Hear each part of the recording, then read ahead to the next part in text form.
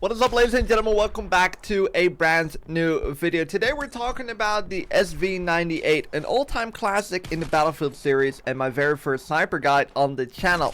Now there's a lot to cover here because there are a few things you need to know before you start using this sniper or snipers in general. I've got multiple builds for you depending on your playstyle, and I'll explain everything very clearly so you know exactly what works best for you. Let's start with some stats and mechanics. The SV-98 is amazing on most maps because it has the best sweet spot range out of all snipers in Battlefield 6. If you're new to sniping or haven't heard of the sweet spot mechanic, here's what it means. Most snipers in Battlefield 6 have a certain range called the sweet spot where they can deal 100 damage even without a headshot.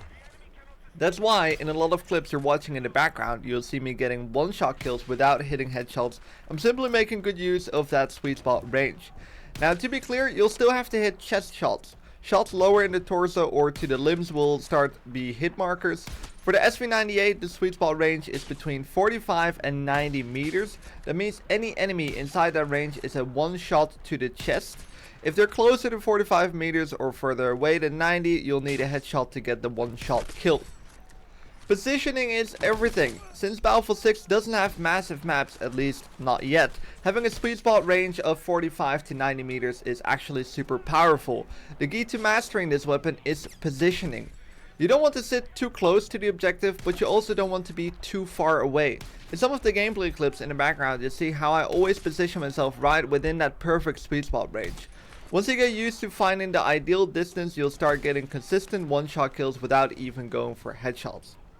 Now, some important sniping tips. A few extra things to keep in mind if you're getting into sniping. Always use the recon class. It reduces sway and makes your sniper way more accurate. When you shoot, don't move. Even a little bit of movement can throw off your shot and cause you to miss, because your bullet won't go exactly where your crosshair is aiming. And here's a little bonus tip that might not last forever: the rangefinder trick. If you bind the rangefinder to your shoot button, it'll automatically adjust the range of wherever your crosshair was when you fired. That means you can easily hit long range shots, even 300 meter headshots, without manually adjusting your aim to compensate for bullet drop. It wouldn't be surprised if they change this in the future, but for now you can take full advantage of it. So yeah, the SV-98 is a powerhouse when used correctly. Learn your sweet spot range, get comfortable with positioning, and you'll start hitting those consistent one shots in no time. If you're enjoying these guides and want to see more like this, make sure to subscribe to the channel. It really helps out. I've got a lot more builds and weapon guides to come in soon. Now let's get that SV-98 build and see which setup fits your playstyle the best. So here we have the very first build of the SV-98. So eventually you want to kind of build up to the 10 times scope. 10 times scopes in this game are just quite clean, especially when you run a higher field of view. If you haven't noticed yet, there's no ADS FOV setting in this game. You cannot turn it on or off. What I could recommend with snipers is lowering your field of view if you use a high field of view.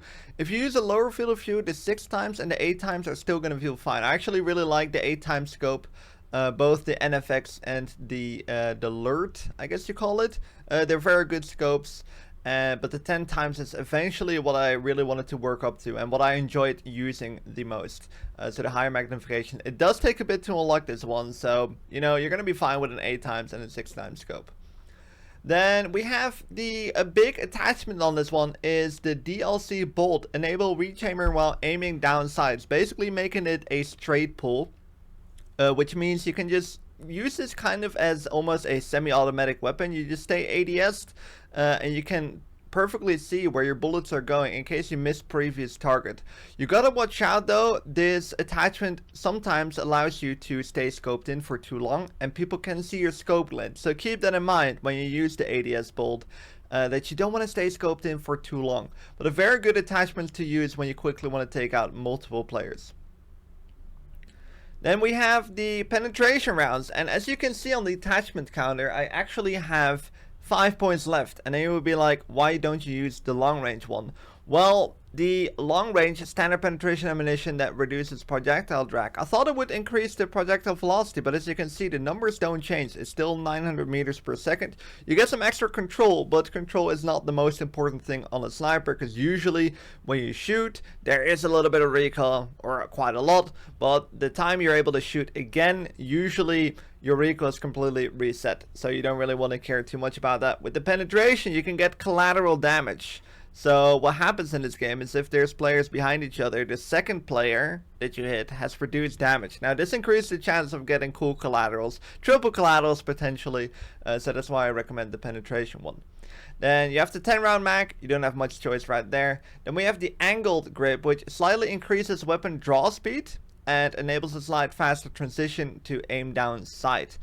Basically making it just a little bit more aggressive, which is good for the mid-range gunfights. Then, of course, for now, you want to use the rangefinder.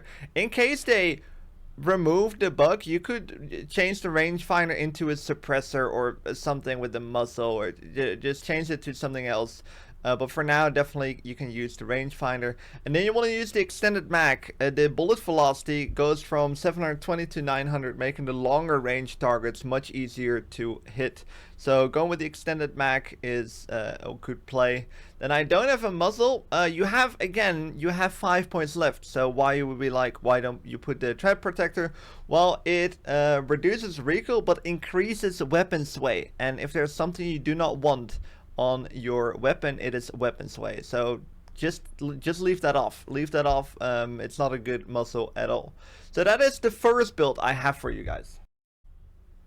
Now here we got the second build. Honestly, not much has changed besides we're using a suppressor instead of the straight pull. So if you don't like the ADS bolt anyways, a suppressor can be very good. It hides you in world spotting, so you don't have the big red icon above your player model when you shoot, and you don't appear on the minimap within a certain range. If there's players within, like, I think it's 20 meters, if they're in 20 meters from you, they'll still see you on the minimap. Also, it's a little bit harder, of course, to hear the bullets. So the suppressor is definitely a good play if you want to be a little bit more stealthy. That's gonna be it for this video. Hopefully it was useful. Be sure to drop a like if it was, subscribe if you haven't yet, and I hope to see you guys in the next video.